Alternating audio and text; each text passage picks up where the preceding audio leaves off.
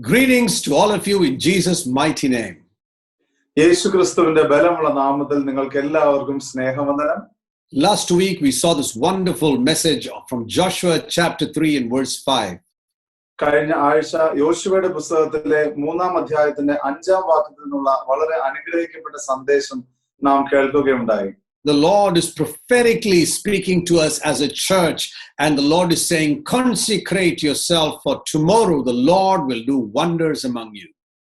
ദൈവം വളരെ പ്രവചനാത്മകമായി നമ്മളോട് സഭയായി സംസാരിക്കുകയാണ്. നാം നമ്മെ തന്നെ വിശുദ്ധീകരിക്കുമ്പോൾ ദൈവം നമ്മുടെ മധ്യേ നാളെ അതിശയം പ്രവർത്തിക്കും. This is what God spoke to the people of Israel through Joshua when they were getting ready to enter the promised land. ഇതാകുന്നു യോശുവയിലൂടെ ഇസ്രായേലിനോട് ദൈവം സംസാരിച്ചത് അവർ വാഗ്ദത്ത ദേശത്തേക്ക് പ്രവേശിപ്പാൻ ഒരുങ്ങുന്നതിന്റെ ഇടയിൽ. The day we are saved, we are actually joined to the life of God. We belong to God.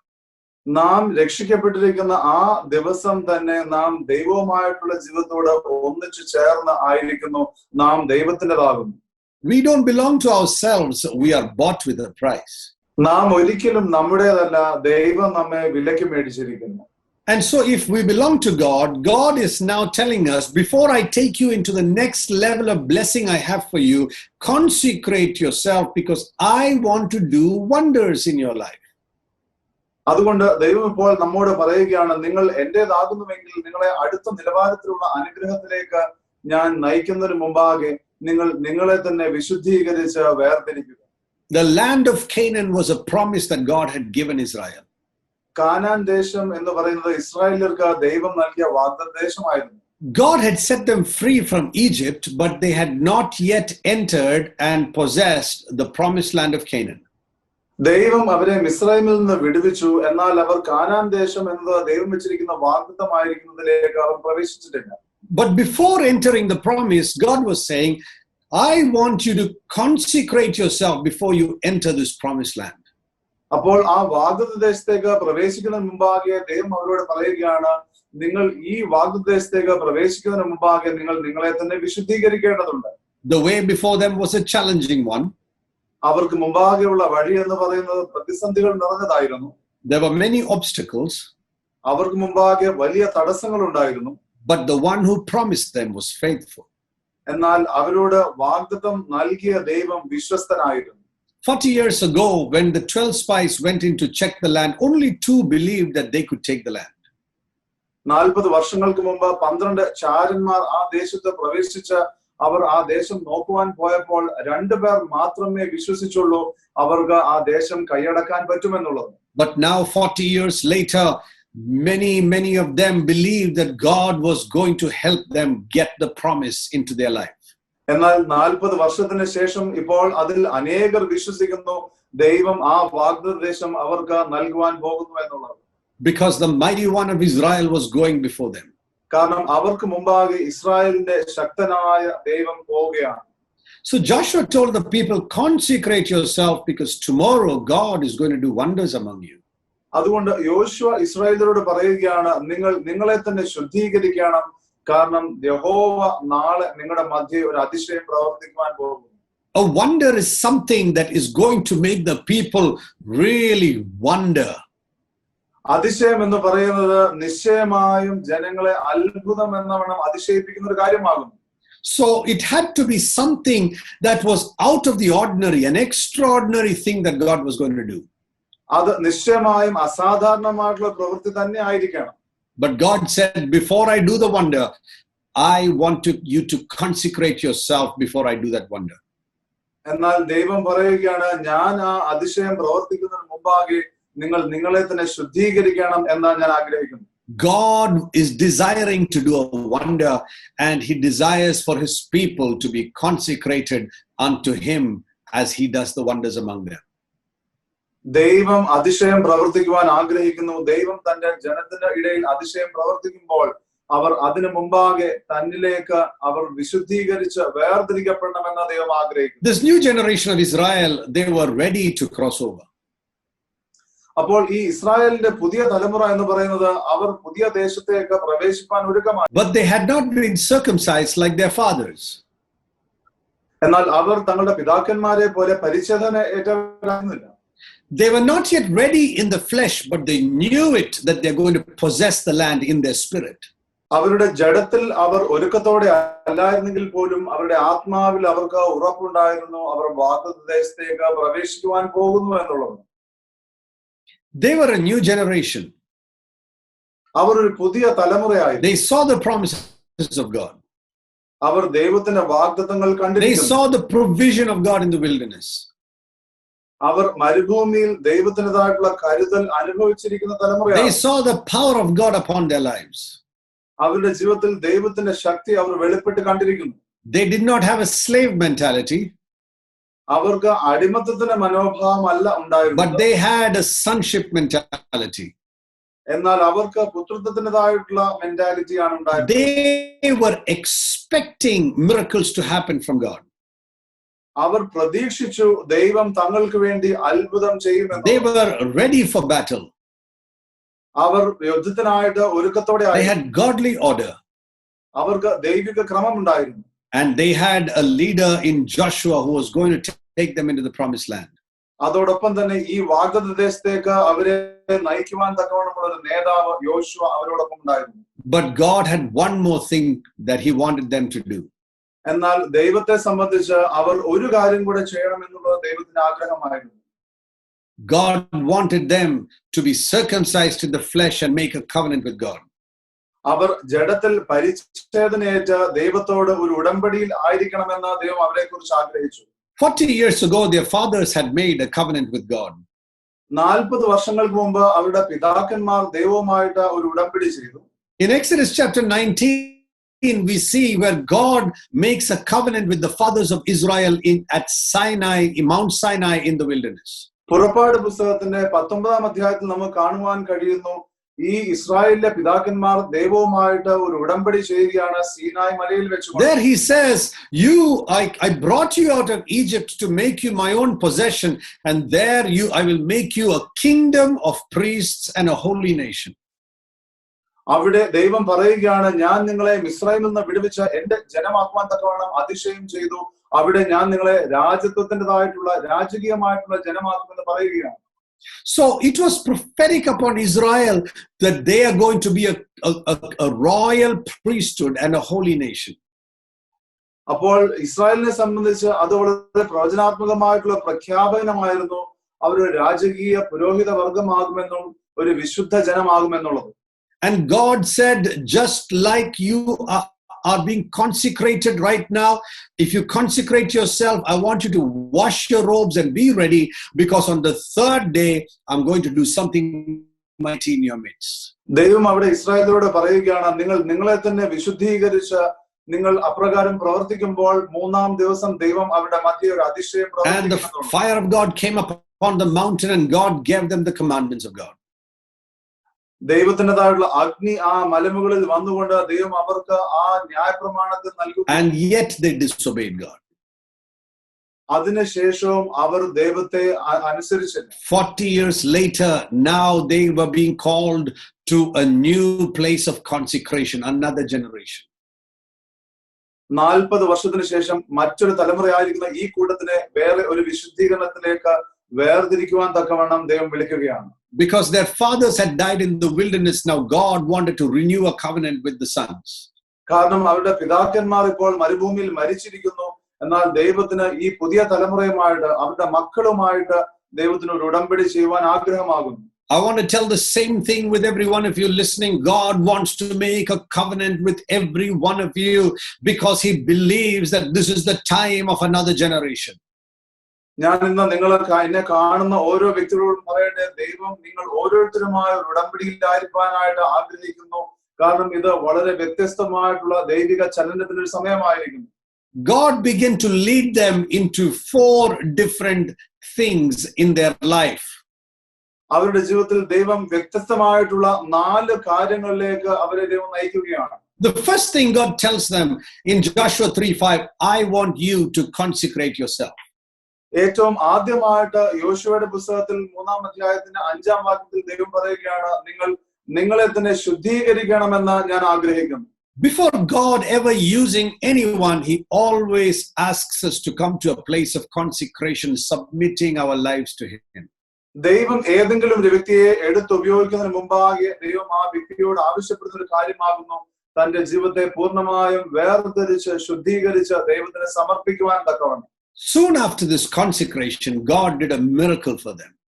ഈ ശുദ്ധീകരണത്തിന് ശേഷം ദൈവം അവിടെ അത്ഭുതം ചെയ്യുകയാണ്. There, a flooded river Jordan, God separated for them to walk across.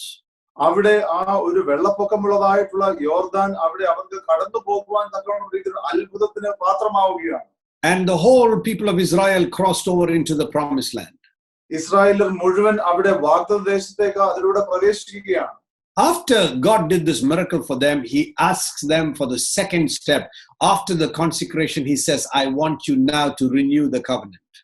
അപ്പോൾ ഈ ശുദ്ധീകരണത്തിന് ശേഷം രണ്ടാമതായിട്ട് ദൈവം അവരോട് ചോദിക്കുകയാണ്, നിങ്ങൾ ഉടമ്പടി പുതുക്കണമെന്ന് ഞാൻ ആഗ്രഹിക്കുന്നു.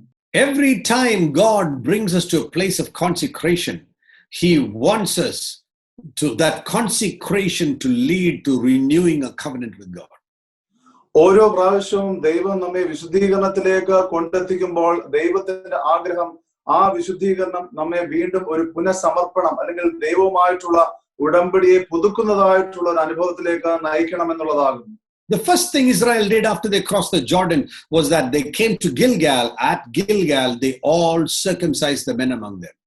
ഏറ്റവും ആദ്യമായിട്ട് ഈ ഇസ്രായേലിയർ യോർദാൻ നദി കടന്ന് അവർ വന്നപ്പോൾ ഗിൽഗാലിൽ വന്ന് അവർ പുരുഷന്മാരെ എല്ലാം പരിച്ഛേദനയ്ക്ക് വിധേയമാക്കുകയാണ്.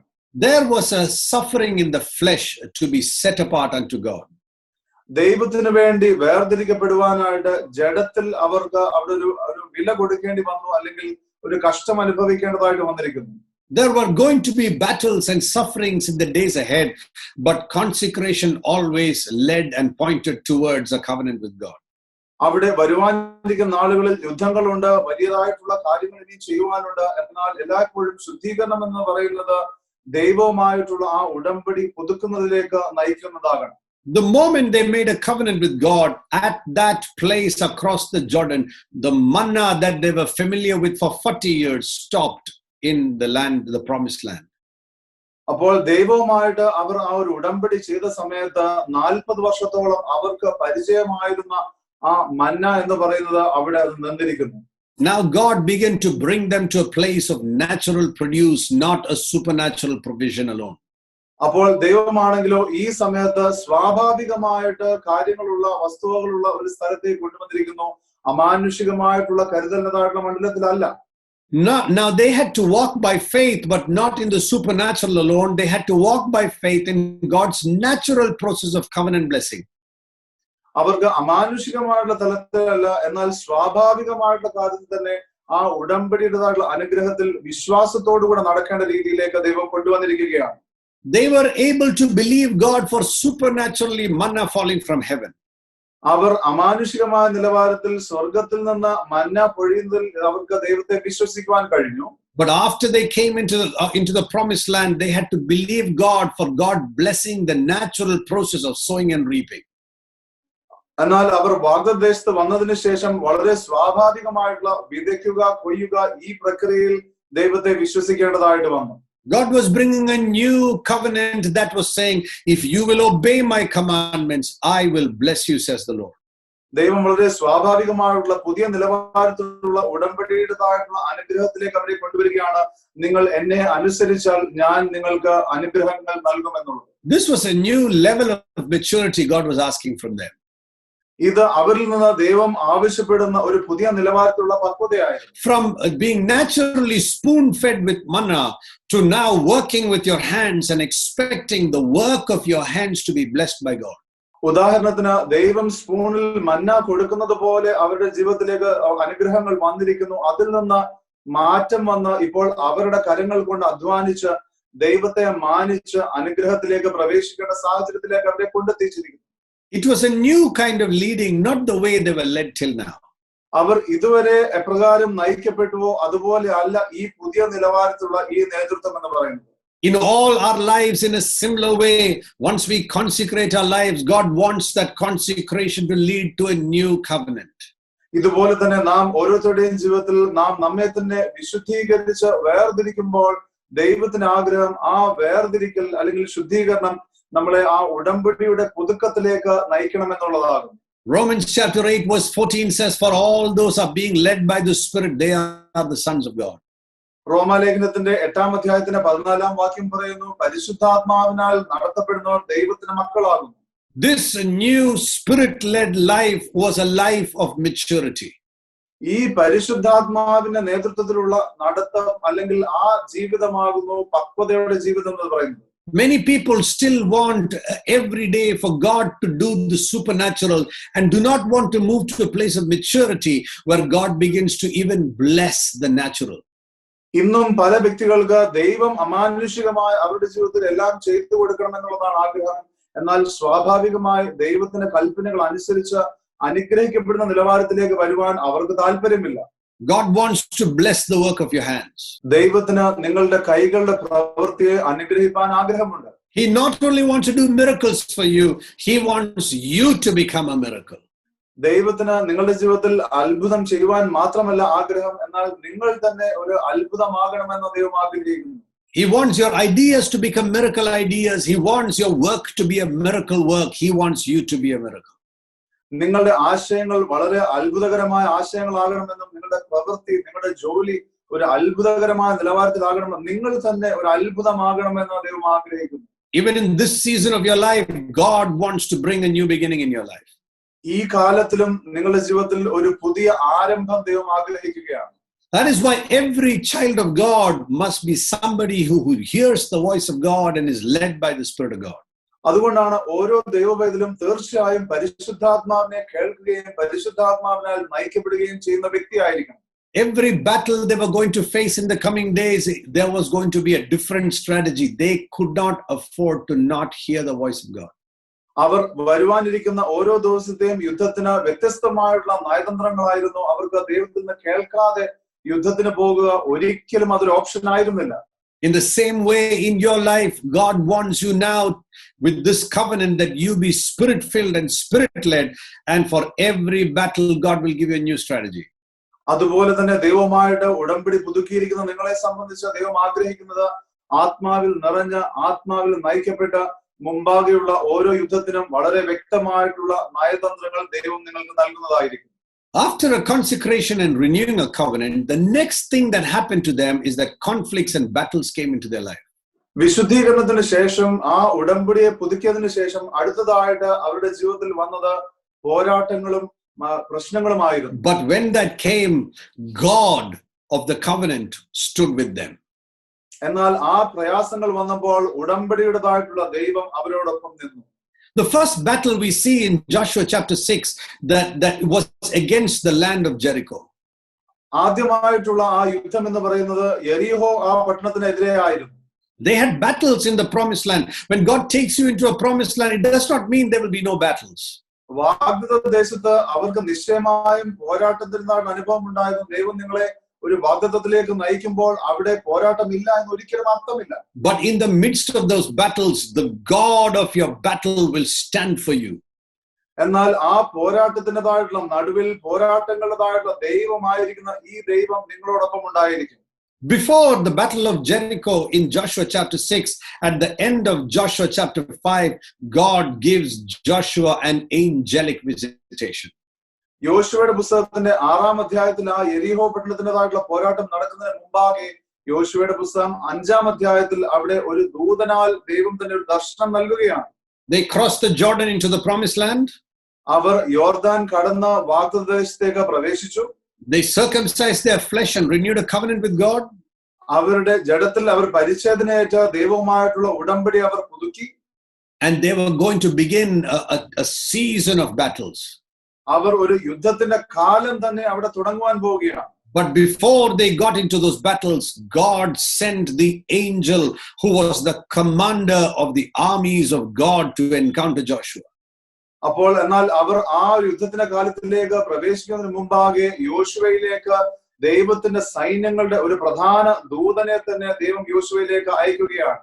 Before they got into a season of battles, God wanted to let him know that the angel who was the commander of the armies of God himself was going to go ahead of Israel. അവർ ഒരു യുദ്ധത്തിന്റെ കാലത്തിലേക്ക് പ്രവേശിക്കുന്ന മുമ്പാകെ തന്നെ ദൈവം അവർ അറിയുവാൻ തക്കവണ്ണം ആഗ്രഹിച്ചു, സൈന്യങ്ങളുടേതായിട്ടുള്ള പ്രധാന ദൂതൻ തന്നെ അവരോടൊപ്പം ഉണ്ട് എന്നുള്ള ആ വെളിപ്പാട് നൽകിക്കൊണ്ട് when you are getting into the battles of your life, the Bible commands in Hebrews and chapter 1, the last verse, that God is releasing angels on your behalf and on the behalf of everyone that is being saved. നിങ്ങളും നിങ്ങളുടെ പോരാട്ടത്തിന്റെ കാലത്തിലേക്ക് പ്രവേശിക്കുന്നതിന് മുമ്പാകെ ദൈവം നിങ്ങളോട് പറയാൻ ആഗ്രഹിക്കുന്നത് എബ്രായ ലേഖനത്തിന്റെ 1-ാം അധ്യായത്തിന്റെ അവസാന വാക്യത്തിൽ പറയുന്നത് പോലെ ദൈവം ദൂതന്മാരെ നിങ്ങളുടെ ആവശ്യങ്ങൾക്കായിട്ട് നിങ്ങളെ സഹായിക്കുവാനായിട്ട് നിങ്ങളുടെ കൂടെ അയക്കും. So now the people of Israel, they moved from consecration to covenant, from covenant to conflict. And in that conflict, God was with them. ഇപ്പോൾ ഇസ്രായേലിലോ അവരെ തന്നെ ശുദ്ധീകരിച്ച് അതിനുശേഷം അവർ ഉടമ്പടി പുതുക്കി അതിനുശേഷം അവർ പോരാട്ടത്തിൻ്റെതായിട്ടുള്ള അനുഭവത്തിലേക്ക് പ്രവേശിക്കുകയാണ്. അവിടെ ദൈവം അവർക്ക് വേണ്ടി വെളിപ്പെട്ടിരിക്കുന്നു. In the battle with Jericho, യെരിഹോയുമായിട്ടുള്ള ആ യുദ്ധത്തിൽ the walls of Jericho were so wide that 6 chariots could ride on those walls.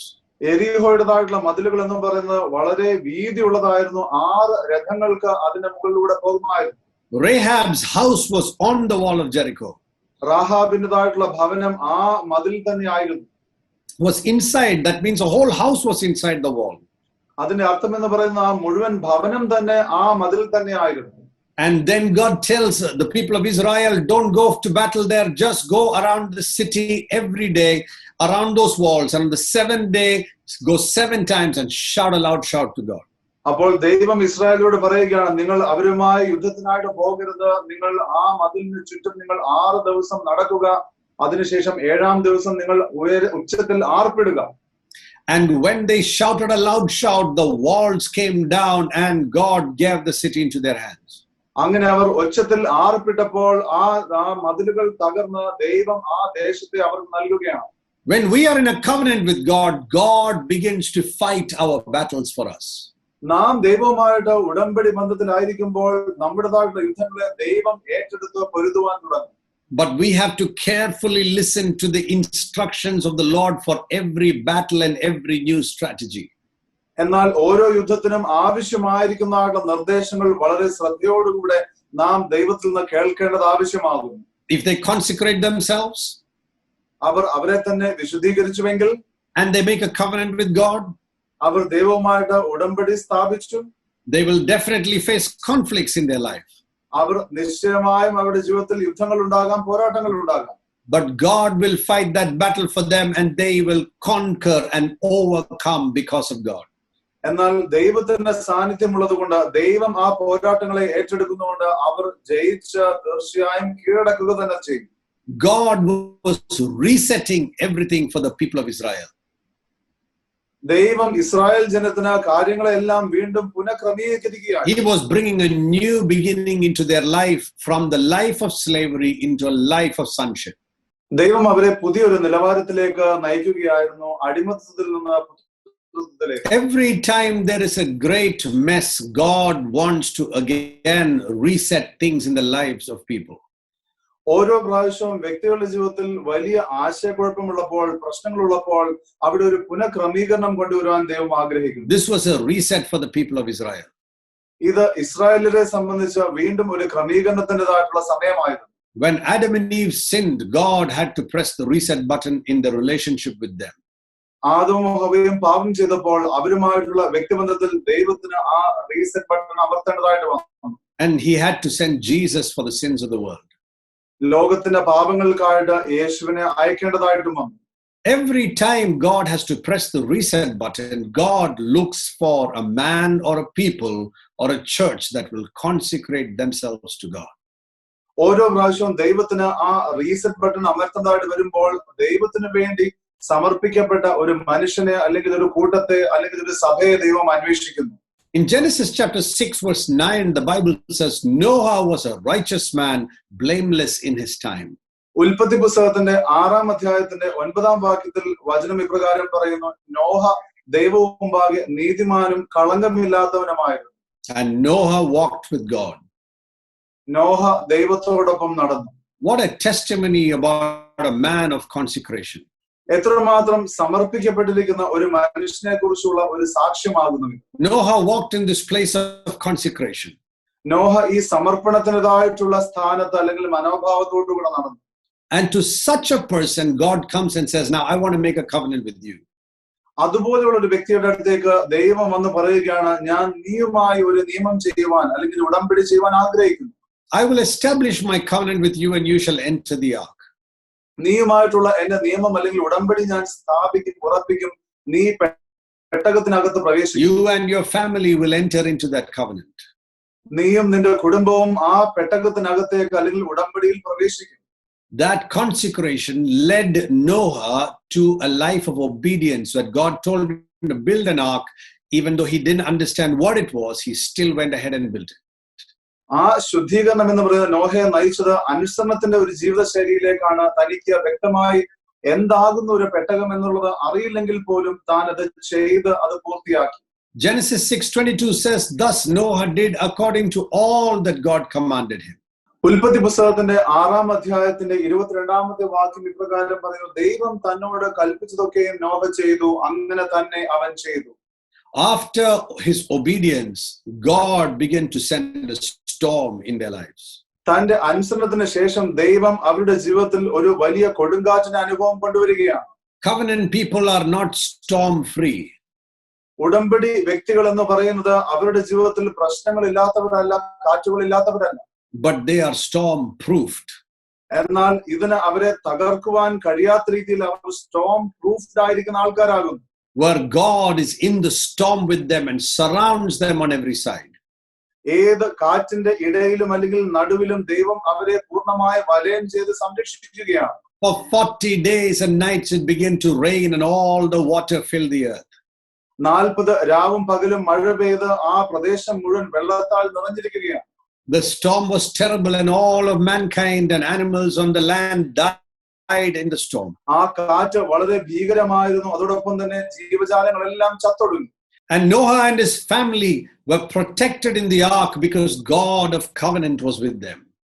നോഹയും തന്റെ കുടുംബവും അവർ പെട്ടകത്തിൽ സുരക്ഷിതരായിരുന്നത് ആ ഉടമ്പടിയുടെ ദൈവം അവരെ സംരക്ഷിച്ചത് കൊണ്ടാകുന്നു. You might be going through a storm, but I want to encourage you, if you are consecrated and in covenant, the God of covenant will be there and protect you in the storm.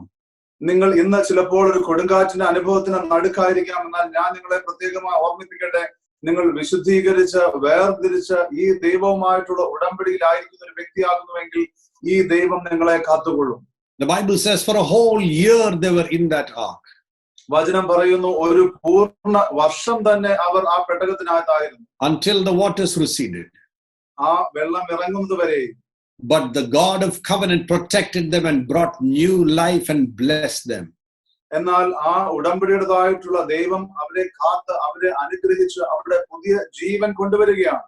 Oh, I can just imagine in the ark, all of them were in a safe distance with each other. ഞാൻ ചിന്തിക്കുകയാണ്, ആ പെട്ടകത്തിൽ എല്ലാവരും അങ്ങോട്ടും ഇങ്ങോട്ടും സുരക്ഷിതമായിട്ടുള്ള അകലം പാലിച്ചിരിക്കുന്നു. All the animals were in safe distance. എല്ലാ മൃഗങ്ങളും അങ്ങോട്ടും ഇങ്ങോട്ടും സുരക്ഷിതമായിട്ടുള്ള ഒരു അകലം പാലിച്ചിരിക്കുന്നു. And all animals and man that were in the ark, all were in a lockdown. അതോടൊപ്പം തന്നെ മനുഷ്യരും അതോടൊപ്പം തന്നെ അവിടെ ഉണ്ടായിരുന്ന മൃഗങ്ങൾ എല്ലാവരും ഒരു ലോക്ക്ഡൌണിന്റെ അനുഭവത്തിലാണ്. Maybe they were unsure and insecure about the future. ഇനിയുള്ള ഭാവിയെ കുറിച്ച് അവർക്ക് യാതൊരുവിധമായിട്ടുള്ള ആശയില്ലാതെ അല്ലെങ്കിൽ ഉറപ്പില്ലാത്ത സാഹചര്യമായിരിക്കും. But in the midst of that lockdown and in the midst of the storm, God was planning their future and planning a new beginning in their life. എന്നാൽ ആ ലോക്ക്ഡൌണിന്റെയും ആ കൊടുങ്കാറ്റിന്റെയും മധ്യേ ദൈവം അവർക്ക് വേണ്ടി ഒരു പുതിയ ജീവിതവും അവരുടെ സുരക്ഷിതത്വവും പദ്ധതിയിട്ടിരിക്കുകയാണ്. Genesis 9:1 says, and God blessed Noah and his sons and said to them, be fruitful and multiply and fill the earth. ഉൽപ്പത്തി പുസ്തകത്തിന്റെ 9-ാം അധ്യായത്തിന്റെ 1-ാം വാക്യം പറയുകയാണ്, നോഹയോടും തന്റെ മക്കളോടും ദൈവം പറയുകയാണ്, നിങ്ങൾ സന്താനപുഷ്ടിയുള്ളവരായി അനുഗ്രഹിക്കപ്പെട്ട് ഈ ദേശത്തെ നിറയ്ക്കുക എന്നുള്ളത്. I believe today God is looking for resets. ഞാൻ ഇന്ന് പൂർണ്ണമായും വിശ്വസിക്കുന്നു, ദൈവം ചില വീണ്ടും പുനഃക്രമീകരണങ്ങൾ ചെയ്യുവാൻ ആഗ്രഹിക്കുന്നു. Every believer listening to me, I want you to know God is resetting your life in this season of your life. ഞാൻ ഇന്നെ ശ്രദ്ധിക്കുന്ന എല്ലാ വിശ്വാസിയോടും പറയുവാൻ ആഗ്രഹിക്കുകയാണ്, ദൈവം ഈ കാലത്തിൽ നിങ്ങളുടെ ജീവിതത്തിൽ ഒരു റീസെറ്റിംഗ് അല്ലെങ്കിൽ പുനഃക്രമീകരണം നടത്തിക്കൊണ്ടിരിക്കുകയാണ്. He's making the main thing of your life. He's asking, consecrate yourself and come back to covenant so that you will weather the storm and you will become a conqueror. നിങ്ങളുടെ ജീവിതത്തിലെ പ്രധാന കാര്യം തന്നെ ദൈവം പ്രധാന കാര്യമാക്കി മാറ്റിക്കൊണ്ടിരിക്കുകയാണ്. ദൈവം നിങ്ങളോട് പറയുകയാണ്, നിങ്ങളെ തന്നെ വിശുദ്ധീകരിച്ച് വേർതിരിച്ച് നിങ്ങൾ മടങ്ങി വരിക. അങ്ങനെയെങ്കിൽ നിങ്ങൾ ഈ കൊടുങ്കാറ്റിനെ ജയിച്ച് ദൈവത്തോടുകൂടെ നിങ്ങൾക്ക് ജയിക്കുവാൻ കഴിയും. God consecrated Moses for 40 years to get Egypt out of his heart. ദൈവത്തിന് മോശയെ 40 വർഷം ആ ഒരു വിശുദ്ധീകരണത്തിലൂടെ നടത്തേണ്ടതായിട്ട് വന്നു, മിസ്രൈമിൽ നിന്ന് ഇസ്രായേലിനെ വിടുവിക്കുവാൻ തക്കവണ്ണം. And after these 40 years, the Bible says that he had an encounter with God that changed his life. എന്നാൽ ഈ 40 വർഷങ്ങൾക്ക് ശേഷം തനിക്ക് ദൈവവുമായിട്ടുള്ള ഒരു കൂടിക്കാഴ്ച അല്ലെങ്കിൽ ഒരു ഏറ്റുമുട്ടൽ ഉണ്ടായി. അത് തന്റെ ജീവിതത്തെ പൂർണ്ണമായി മാറ്റിയിരിക്കുന്നു. And he became a mighty deliverer for Israel. താൻ ഇസ്രായേലിന്റെ വലിയ വിമോചകനായി മാറിയിരിക്കുന്നു. God brought him to consecration and to covenant so that he can face the storm and the conflict and bring a people to a victorious life. ദൈവം മോശയെ ആ ഒരു വിശുദ്ധീകരണത്തിലൂടെ നടത്തി, അതിനുശേഷം ഉടമ്പടി പുതുക്കി, അതിനുശേഷം പോരാട്ടങ്ങളുടെയും യുദ്ധങ്ങളുടെയും നടുവിലൂടെ താൻ ഇസ്രായേലിയർക്ക് ഒരു വിമോചകനായി തന്നെ അവരെ ദൈവജനമാക്കുവാൻ തക്കവണ്ണം മോശയെ ദൈവം ഉപയോഗിച്ചു. When Jesus came introducing the kingdom, യേശു വന്നുകൊണ്ട് ദൈവരാജ്യം പ്രസംഗിച്ചപ്പോൾ he consecrated himself by living a sinless life. പാപമില്ലാത്ത ഒരു ജീവിതം നയിച്ചുകൊണ്ട് യേശു തന്നെ തന്നെ ശുദ്ധീകരിച്ചു. He renewed a covenant by obeying the Lord in baptism. ജലസ്നാനത്തിൽ ദൈവത്തെ അനുസരിച്ചുകൊണ്ട് തന്റേതായിട്ടുള്ള ആ ഉടമ്പടിയെ ദൈവം പുതുക്കുകയാണ്. He faced the conflict of temptation during his 40 days of fasting in the wilderness. മരുഭൂമിയിലെ 40 ദിവസത്തെ ഉപവാസത്തിന്റെ സമയത്ത് ആ വലിയ പ്രലോഭനത്തെ എല്ലാം യേശു അതിജീവിക്കുകയാണ്. And the Bible says he came in the power of the Holy Spirit out from the wilderness and conquered sin and death. എന്നാൽ ആ മരുഭൂമിയിൽ നിന്ന് പുറത്തു വരുമ്പോൾ പരിശുദ്ധാത്മ ശക്തിയോടുകൂടെ പാപത്തെയും മരണത്തെയും ജയിക്കുവാൻ തക്കവണ്ണം യേശുവിന് സാധ്യമായി. Today, through the disciples and through the power of Pentecost in the church, God wants to do a resetting in your life and my life. ഇന്ന് ഈ ശിഷ്യന്മാരിലൂടെയും അതോടൊപ്പം തന്നെ പെന്തക്കോസ് അനുഭവത്തിന്റെ ശക്തിയിലൂടെയും ദൈവത്തിന് നിങ്ങൾ ഓരോരുത്തരുടെയും ജീവിതത്തിൽ ഒരു വലിയ റീസെറ്റിംഗ് അല്ലെങ്കിൽ പുനഃക്രമീകരണം ചെയ്യുവാൻ ആഗ്രഹമുണ്ട്. He wants to reset us and bring us from the life in the flesh to a life in the spirit and give us a new beginning. നമ്മുടെ ജീവിതത്തിൽ ഒരു പുനഃക്രമീകരണം ചെയ്തുകൊണ്ട് ജഡത്തിന്റെ ജീവിതത്തിൽ നിന്ന് ആത്മീയമായിട്ടുള്ള ജീവിതത്തിലേക്ക് കൊണ്ടുവന്ന ഒരു പുതിയ ആരംഭം നമ്മുടെ ജീവിതത്തിൽ ദൈവം ആഗ്രഹിക്കുന്നു. This resetting will require a consecration. ഈ പുനഃക്രമീകരണം എന്ന് പറയുന്നത് തീർച്ചയായും ഒരു സമർപ്പണത്തിലൂടെ മാത്രമേ നടക്കുകയുള്ളൂ. The consecration will lead us to make a covenant with God. നാം നമ്മെ തന്നെ വിശുദ്ധീകരിക്കുമ്പോൾ അത് ദൈവവുമായിട്ട് ഒരു ഉടമ്പടി സ്ഥാപിക്കുവാൻ തക്കവണ്ണം അതിലേക്ക് അത് നമ്മെ നയിക്കും. That covenant will make God stand with you during your storms and God will fight your battles for you. ആ ഉടമ്പടി എന്ന് പറയുന്നത് കൊടുങ്കാറ്റിന്റെ മധ്യയും ദൈവത്തിന് വേണ്ടി നിൽക്കുവാൻ തക്കവണ്ണം നിങ്ങളെ താല്പര്യപ്പെടുത്തും. അപ്പോൾ ദൈവം നിങ്ങളുടെ യുദ്ധത്തെ ഏറ്റെടുത്ത് നിങ്ങൾക്ക് വേണ്ടി പൊരുതും. And then he will lead us into a life of victory. അതിനുശേഷം ദൈവം നമ്മെ ജയജീവിതത്തിലേക്ക് നയിക്കും. God wants us to be overcomers. ദൈവത്തിന്റെ ആഗ്രഹം നാം ജയാളികളാകണം എന്നുള്ളതാണ്. You may have conflicts with Satan, with the world and the flesh. നിങ്ങൾക്ക് പോരാട്ടങ്ങൾ ഉണ്ടാകാം പിശാചുമായിട്ട്, ജഡമായിട്ട്, ലോകമായിട്ട്. But God is saying, I am a God of covenant, I will stand with you. എന്നാൽ ദൈവം പറയുകയാണ്, ഞാൻ ഉടമ്പടിയുടെ ദൈവമാകുന്നു, ഞാൻ നിങ്ങളോടൊപ്പം ഉണ്ടായിരിക്കും. Only thing is consecrate yourself and according to 1 Thessalonians 2:12 walk in a manner worthy of God. 1 തെസ്സലോനിക്കർ 2-ാം അധ്യായത്തിന്റെ 12-ാം വാക്യത്തിൽ പറയുന്നത് പോലെ നിങ്ങളെ തന്നെ ശുദ്ധീകരിക്കേണ്ടത് ഇപ്രകാരമാകുന്നു, സുവിശേഷത്തിന് യോഗ്യമാവണ്ണം നിങ്ങൾ നടക്കുക. Because the kingdom of God does not consist in words but in power, the Bible says. കാരണം ദൈവരാജ്യം അടങ്ങിയിരിക്കുന്നത് വാക്കുകളല്ല, എന്നാൽ ശക്തിയിലാകുന്നു എന്ന വചനം പറയുകയാണ്. And if we obey the Lord, the Bible says we will overcome. വചനം പറയുകയാണ്, നാം ദൈവത്തെ അനുസരിച്ചാൽ നാം നിശ്ചയമായും നാം ജയിക്കും. And this overcomers will be given to eat of the fruit of life and be given a crown of life in heaven. ജയിക്കുന്നവർക്ക് നിശ്ചയമായും ദൈവം ജീവവൃക്ഷത്തിൽ നിന്ന് ഭക്ഷിപ്പാനും അതോടൊപ്പം തന്നെ ജീവജ്ഞതായുള്ള കിരീടം നൽകുകയും ചെയ്യും. Only a spirit-filled life can inherit the kingdom of God. ആത്മനിറവുള്ള ജീവിതത്തിന് മാത്രമേ ദൈവരാജ്യത്തെ പ്രാപിക്കുവാൻ കഴിയുകയുള്ളൂ. 1 Corinthians chapter 15 verse 50 says, 1 കൊരിന്ത്യർ 15-ാം അധ്യായത്തിന് 50-ാം വാക്യം പറയുന്നു, flesh and blood cannot inherit the kingdom of God, nor does the perishable inherit the imperishable. മാംസരക്തങ്ങൾക്ക് ദൈവരാജ്യത്തെ അവകാശമാക്കുവാൻ കഴിയുകയില്ല, ദ്രവത്വം അദ്രവത്വത്തെ അവകാശമാക്കുകയുമില്ല എന്ന് ഞാൻ പറയുന്നു. It is a spirit-filled, spirit-led life that is going to cause us to inherit the kingdom. ആത്മനിറവുള്ള ആത്മാവിനാൽ നയിക്കപ്പെടുന്ന ജീവിതമാണ് നിശ്ചയമായും ദൈവരാജ്യത്തെ അവകാശമാക്കുവാൻ നമുക്ക് കാര്യമാകുന്നത്. It is not only being saved by receiving Jesus. യേശുക്രിസ്തുവിനെ സ്വീകരിച്ചുകൊണ്ട് അപ്രകാരം രക്ഷിക്കപ്പെടുക എന്നുള്ള മാത്രമല്ല, Bible says now that we are saved, God wants us to walk in covenant so that we will overcome the storm and we will be conquerors in the kingdom of heaven. വചനം പറയുന്നത് നാം രക്ഷിക്കപ്പെട്ടിരിക്കുകയാൽ നാം ദൈവവുമായിട്ടുള്ള ഉടമ്പടിയിൽ നടന്നുകൊണ്ട് നാം കൊടുങ്കാറ്റിന് മധ്യേ ഉറച്ചു നിന്ന് നാം ജയാളികളാകുമെന്നുള്ളത്. Galatians 5:21 says, ഗലാത്യ ലേഖനത്തിന്റെ 5-ാം അധ്യായത്തിന്റെ 21-ാമത്തെ വാക്യം പറയുന്നു, envious people, അസൂയാലുക്കൾ, drunken people, മദ്യപാനികൾ, all kinds of wicked things that are happening in the lives of people. വ്യക്തികളുടെ ജീവിതത്തിൽ അധർമ്മത്തിലായിരിക്കുന്ന എല്ലാ കാര്യങ്ങളും, the Bible says, I forewarn you, those who practice these things, they will not inherit the kingdom of God. വചനം വ്യക്തമായിട്ട് താക്കീത് ചെയ്യുകയാണ്, ഈ രീതിയിൽ ജീവിക്കുന്നവർ അവർ ദൈവരാജ്യത്തെ അവകാശമാക്കുകയില്ല. 1 Corinthians 6:10 says, thieves or drunkards or swindlers will not inherit the kingdom of God. 1 കൊരിന്ത്യർ 6-ാം അധ്യായത്തിന്റെ 10-ാം വാക്യം പറയുന്ന കള്ളന്മാരും മദ്യപാനികളും വെറുക്കൂത്ത് നടത്തുന്നവരുമാർ അവർ ഒരിക്കലും അവർ ദൈവരാജ്യത്തെ അവകാശമാക്കുകയില്ല. That is why God is saying, be set apart, consecrate yourself before God sets you apart. അതുകൊണ്ടാകുന്നു വചനം വ്യക്തമായി പറയുന്നത്, ദൈവം നിങ്ങളെ അകറ്റി നിർത്തുന്നതിന് മുമ്പാകെ നിങ്ങൾ നിങ്ങളെ തന്നെ വിശുദ്ധീകരിച്ച് ദൈവത്തിന് സമർപ്പിക്കുക.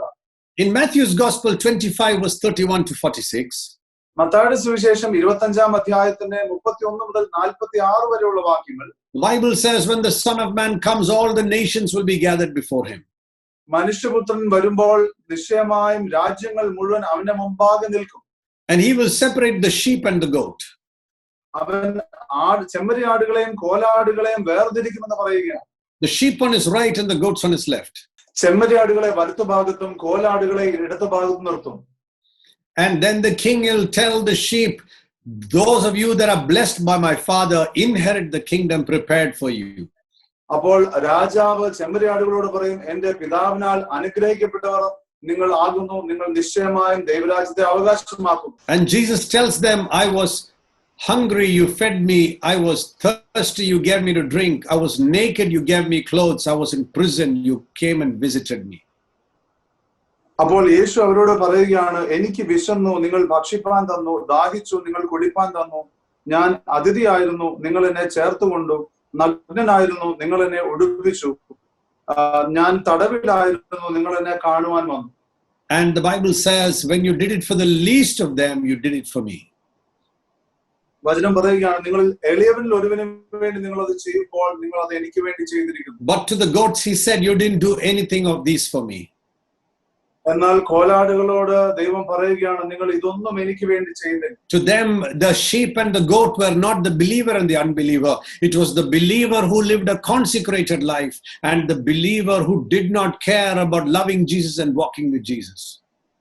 ഈ ചെമ്മരിയാടുകളും കോലാടുകളും എന്ന് പറയുന്നത്, അത് വിളിച്ചു പറയുന്നത് വിശ്വാസികളും അവിശ്വാസികളും തമ്മിലുള്ള വ്യത്യാസമല്ല. എന്നാൽ ചെമ്മരിയാടുകൾ എന്ന് പറയുന്നത് വിശുദ്ധീകരിച്ച് സമർപ്പിക്കപ്പെട്ട് ജീവിച്ച വിശ്വാസികളും, അതോടൊപ്പം തന്നെ കോലാടുകൾ എന്ന് പറയുന്നത് യേശുവിനെ സ്നേഹിക്കാതെ യേശു പറഞ്ഞ് ചെയ്യുന്നതിനെ കുറിച്ച് ചിന്തിക്കുവാൻ കൂട്ടാക്കാതെ ജീവിച്ച വിശ്വാസികളാകും. And the Bible says to the goats, depart from me, you cursed ones, into the eternal fire which has been prepared for the devil and the angels. അവിടെ വചനം പറയുകയാണ്, യേശു കോലാടുകളോട് ഇപ്രകാരം പറയുകയാണ്, നിങ്ങൾക്ക് വേണ്ടി ഒരുക്കി വെച്ചിരിക്കുന്ന നിത്യ അഗ്നിയിലേക്ക് നിങ്ങൾ പോകുക, എന്നിൽ നിന്ന് മാറിപ്പോകുക എന്ന് പറയുകയാണ്. The Bible says there is nothing in common between darkness and light.